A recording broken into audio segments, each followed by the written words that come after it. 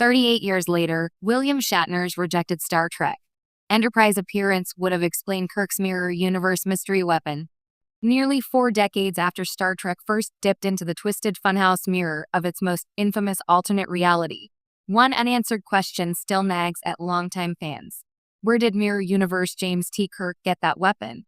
It's a blink and you'll miss it detail in Star Trek, the original series episode Mirror, Mirror, but one that has quietly refused to go away.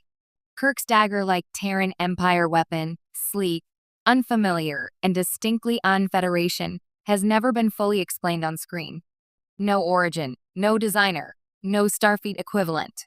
It just exists, as if the mirror universe itself forged it. And here's the twist. William Shatner once nearly appeared in Star Trek Enterprise in a way that would have finally explained it. The idea was bold. The timing was right. The lore connections were there.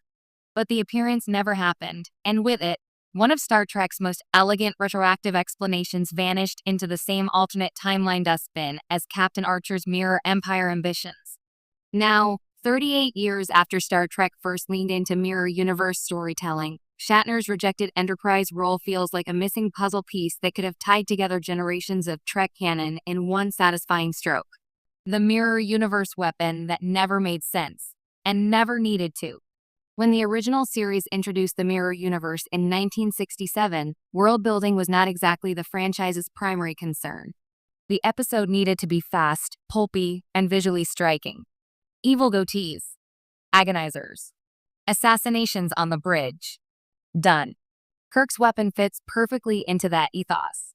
It's sharp, brutal, and clearly designed for intimidation rather than exploration. Unlike a Starfleet phaser, it doesn't look like a tool. It looks like a threat. But as Star Trek matured, especially in the Deep Space Nine era, when the mirror universe became a recurring political entity rather than a one-off gag, that weapon started to feel strangely underdeveloped. The Terran Empire had ships, uniforms, ranks, and ideology. It had history. It had internal power struggles. Yet one of its most iconic artifacts remained unexplained. And Enterprise, of all shows, was uniquely positioned to fix that. Why Enterprise was the perfect place to solve a Kirk mystery. Set a century before Kirk's 5-year mission, Star Trek, Enterprise had one major advantage over every other series. It existed in the messy transition period between Earth's early spaceflight and the Federation's formation. That made it fertile ground for experimental weapons, prototype technology, moral compromises, and crucially, mirror universe divergence points. When Enterprise finally embraced the mirror universe in its 2-part 4th-season episode In a Mirror, Darkly, it didn't just revisit the concept. It rewrote its origins. The Terran Empire wasn't just a corrupted federation. It was something older, harsher, and more militarized from the very beginning. That episode already retroactively reframed TOS lore. Adding William Shatner to that equation would have taken things even further. William Shatner's almost appearance, and what it was supposed to mean.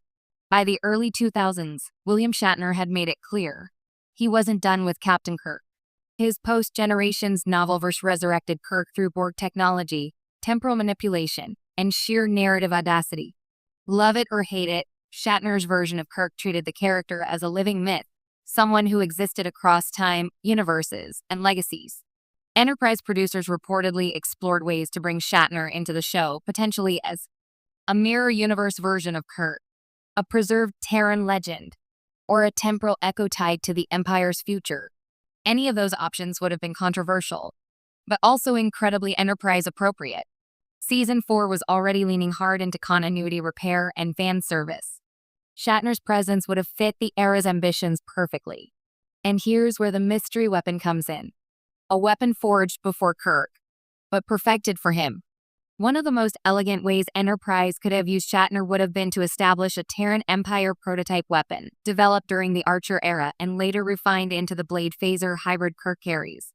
Imagine this. Mirror Archer commissions a personal sidearm symbolizing authority rather than utility. The weapon is ceremonial, brutal, and intentionally archaic in design. Over generations, it becomes the mark of Terran command, passed down, redesigned, but spiritually unchanged. By the time Kirk wields it, the weapon isn't just a tool. It's a legacy artifact, loaded with historical weight and imperial symbolism. Shatner appearing, even briefly, as a future or alternate Kirk, acknowledging that legacy would have instantly transformed a throwaway prop into a cornerstone of Mirror Universe culture. Why Shatner's Kirk made sense only in the Mirror Universe. Bringing Kirk back in the Prime timeline has always been messy. Generations tried. Shatner's novels went further, but canon television never quite found the right doorway. The Mirror Universe, however, solves everything. That version of Kirk doesn't need to die on Viridian 3. He doesn't need to fit neatly into